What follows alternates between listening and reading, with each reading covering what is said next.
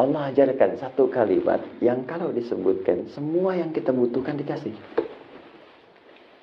Satu kalimat aja. Kalau kita bacakan itu semua diberikan. Ya. Minta ini, minta ini, minta ini.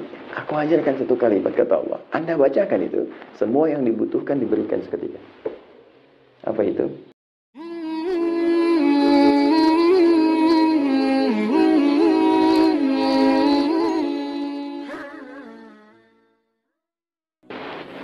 Menjelang subuh, menjelang fajar, ashar itu jamak dari sahar. Sahar itu waktu singkat menjelang subuh. Jadi ada orang yang tak ingin ketinggalan subuh, bangun sebelum subuh. Sambil nunggu subuh, ya tahajud. Ya, ketika selesai tahajud, tersisa waktu sebelum fajar, sebelum datang. Dia lihat rumus tadi. Perhatikan rumusnya. Ya Allah kan sampaikan, waktu fajar itu semua bacaan didengar oleh Allah. Karena itu ada orang nggak ingin ketinggalan, dia bangun sebelum fajar. Dan ada hadis qudsi di situ. Ada diskusi. Tadi kan teman-teman sekalian, ketika Anda bangun, kata Quran, orang itu punya amalan wabil ashari. Dia khususkan sebelum subuh itu untuk istighfar kepada Allah. Astagfirullah, astagfirullah, astagfirullah. Nanti di Quran surah ketiga, Ali Imran, itu di ayat ke-17. Ya, sampai nanti ke-18, teman-teman paling kiri di sebelah atas di mushaf, itu nanti orang ini akan dikumpulkan di surga dengan 3-4 golongan lain. As-sabirina, was-sadiqina, wal-qanitina, wal-munfiqina, wal-mustaghfirina bil ashar.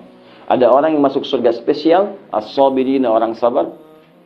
Awas, as-sabirina, was-sadiqina orang ahli sedekah. Kemudian wal-qanitina orang yang salatnya khusyuk, wal-munfiqina orang ahli infak. 5, wal-mustaghfirina bil ashar, orang yang rajin istighfar sebelum subuh. Saya tanya pada teman-teman, gini cara memahaminya. Ini ada waktu nih, 5 menit. Selama 5 menit itu kalau berdoa, semua doa berpotensi akan dikabulkan. Semua doa berpotensi akan dikabulkan. Saya tanya, jenengan mau minta apa? Ada waktu 5 menit yang kalau berdoa akan dikabulkan. Mau minta apa? Naik haji. Apa lagi? Minta meninggal dan Islam. Meninggal dalam Islam. Minta jodoh. Ya, semua diminta kan? Semua diminta kan? Pucuk dia baik-baik. Nah, Allah ajarkan satu kalimat yang kalau disebutkan semua yang kita butuhkan dikasih. Satu kalimat aja. Kalau kita bacakan itu semua diberikan. Ya. Minta ini, minta ini, minta ini.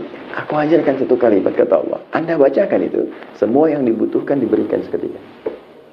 Apa itu? Istighfar. Istighfar. Istighfar itu cara paling cepat untuk mengabulkan doa. Makanya sebelum berdoa kita selalu diajarkan dalamnya untuk istighfar. Coba selesai sholat kan istighfar kan? Astagfirullah, astagfirullah, astagfirullah. Ya? La ilaha illa wal hayyul qayyum tubu ilaih. La ilaha illallah wa la syarika lahu alhamdulillah wa kulli syai'in qadir. Minallahu man tasalam dan seterusnya. Kenapa dibuka dengan istighfar? Karena nanti setelah itu dan kalimat thayyibah ada doa di ujungnya. Nabi mengajarkan doa. Dibuka dengan istighfar turun. Makanya orang yang rajin istighfar, istighfar dalam setiap kesempatan, modul astagfirullah, astagfirullah. Nggak hanya setiap sholat. Itu berpeluang doanya dikabulkan bahkan sebelum dia minta. Saya pernah kisahkan di beberapa tempat kisah tentang pembuat roti. Pernah dengar nggak? Saya kisahkan ini. Jadi Imam Ahmad bin Hanbal, pernah dengar Ahmad bin Hanbal? Imam Ahmad ini muridnya Imam Syafi'i. Imam Syafi'i itu sebetulnya namanya Muhammad, punya bapak namanya Idris. Muhammad bin Idris, ya. Kakek ketiganya, buyut ketiga itu namanya Asy-Syafi'i. Muhammad bin Idris bin Al-Abbas, ya, bin As-Sa'ib. Kemudian ke atasnya ada Syafi'i. Syafi'i ini yang galangan sahabat yang di masa perjumpaan dengan Rasulullah SAW. Maka bertabaruk dengan nama kakek ketiganya disebut Syafi'i. Ya, lahir tahun 150 Hijrah, punya murid yang lahir tahun 164 Hijrah namanya Ahmad bin Hanbal. Imam Ahmad ini soleh, hafal Quran, hafal hadis, banyak hafal hadis. Satu ketika beliau tiba-tiba pengen main tuh ke Mesir. Datanglah kemudian ke satu tempat. Ketika sampai di satu tempat, ke masjid istirahat karena capek. Masuk masjid lah seperti ini. Itu imam besar. Cuma kan zaman dulu, mohon maaf ya, kan belum ada seperti ini, ada handphone, ada media sosial, ya, bisa selfie, pasang status kan. Nah, jadi orang tahu Imam Ahmad tapi nggak pernah lihat mukanya seperti apa. Kalau sekarang kan tahu muka nggak tahu nama kan, banyak gitu kan. Baik, sekarang Imam Ahmad dulu begitu, terkenal di mana-mana. Imam Ahmad, cuman nggak pernah lihat wajahnya.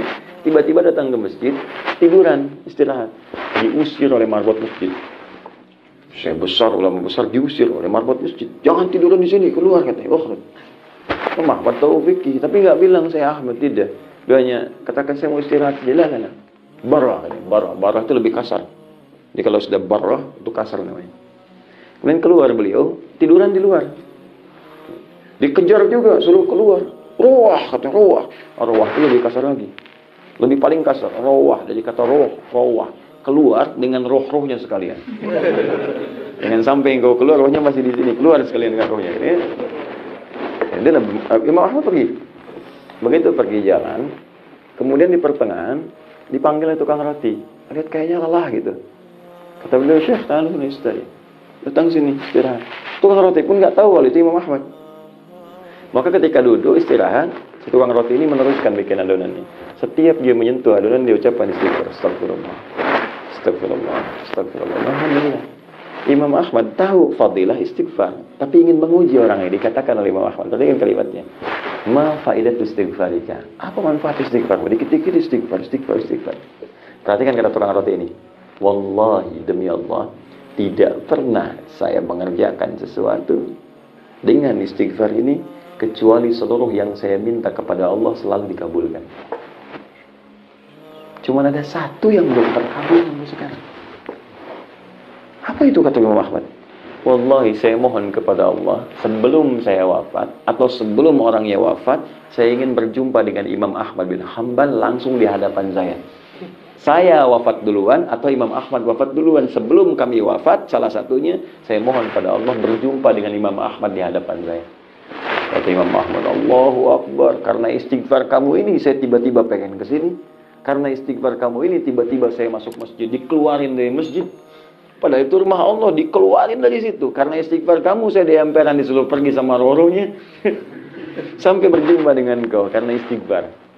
Jadi bayangkan, jadi apa yang kita minta cepat itu dikabulkan, istighfar. Ya, jangan lakukan itu pada saya ya. Istighfar. Nah, jadi subuh itu cepat. Makanya kalau orang tahu kata Nabi fadilah subuh, itu orang akan datang walaupun dengan merangkak. Kejar. Abdullah bin Abi Umi Maktum itu kan buta matanya. Buta. Dia minta keringanan pada Nabi, ya Rasulullah, Ali ya Rasulullah, ya Rasulullah, boleh enggak? Saya ada keringanan untuk sholat subuh. Ya, zuhur asar saya ke masjid. Maghrib isya saya bisa i'tikaf, tapi subuh ini agak susah, agak berat. Ya karena buta, matanya tidak bisa melihat, jarak masjid agak jauh. Apa jawabannya? Perhatikan kata Nabi. Atas ma'ul adhan, diriwayat lain atas ma'ul nida, masih kedengaran enggak adhan? Kata beliau, bala, ya. Nah, ini artinya kalau adzan subuh, khusus untuk subuh khususnya ataupun umumnya yang lain, yaitu kalau bisa untuk adzan itu yang paling penekanannya kekuatan suara, bukan lagu. Ya karena dulu memang nggak ada mic seperti ini, jadi terdengar. Ya, nah, kalau sekarang mungkin sudah ada mic, minimal untuk kita yang terdengar itu bisa lebih sampai. Jadi pakai mic nggak ada masalah untuk saat ini, kalaupun suara agak rendah. Tapi kekuatan itu penting sampai untuk mengingatkan supaya orang tahu untuk datang. Ya, jangan sampai nanti suara mendayu-dayu malah ngajak orang tuh terus tidur. Baik. Fokus ini. Atas maul adzan, atas maul nida, kedengaran adzan enggak? Ya Rasulullah. Kata Nabi, perhatikan kalimatnya. Madum tatas maul adzan fa'addiha fil masjid. Sepanjang masih terdengar adzan, tunaikan ke masjid. Perhatikan cara baca sahabat. Gini ya. Antum nih sudah sepuh. Mata nggak bisa lihat, jarak ke masjid agak jauh. Kendaraan nggak punya, jangankan mobil, motor, sepeda pun nggak punya, masih diminta ke masjid. Masjidnya tiangnya pelepah kurma, atapnya daun-daun kurma. Pertanyaan saya, masih mau ke masjidnya? Kalau cara bacanya kewajiban, jadi beban. Tapi kalau cara bacanya seperti sahabat, jadi motivasi. Perhatikan cara memahami Abdullah bin Abi Umi Maktum. Ini saya ini mata nggak bisa lihat, jarak ke masjid jauh, penuntun nggak ada. Masjid seperti itu masih disuruh ke masjid. Berarti ada fadilah, keutamaan, keistimewaan yang tidak biasa. Sampai seperti ini pun nggak diberikan rukhsah oleh Nabi. Ada yang nggak biasa. Dan Nabi sudah mengukur, dia pasti datang. Nah, ini menunjukkan di fajar ini ada yang penting, teman-teman. Maka oleh beliau, itu disemangati dirinya datang lebih awal ke masjid.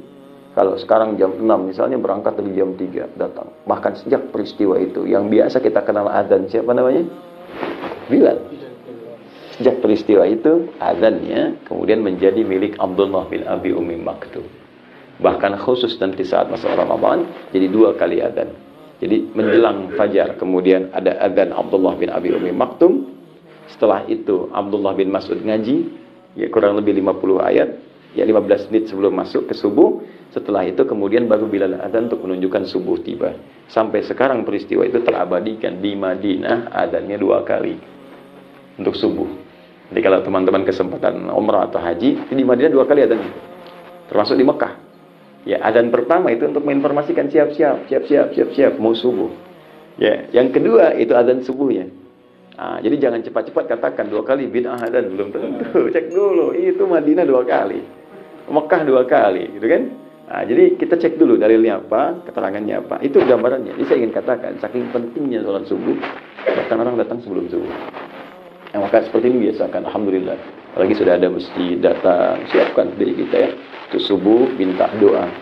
Ya, siapa tahu alhamdulillah langsung diaminkan oleh malaikat. Ketika diaminkan malaikat maka bonusnya ada tambahan. Ghufira lahu ma taqaddama min dzambi. Dosa-dosanya diampuni langsung oleh Allah yang terdahulu. Tapi utang tetap tidak lunas ya. Ya, awas hati-hati, ampunan dosa bukan berarti menggugurkan utang. Jelas? Jadi minta amin amin amin. Makanya malaikat jadikan goib supaya kita bisa teruskan doa.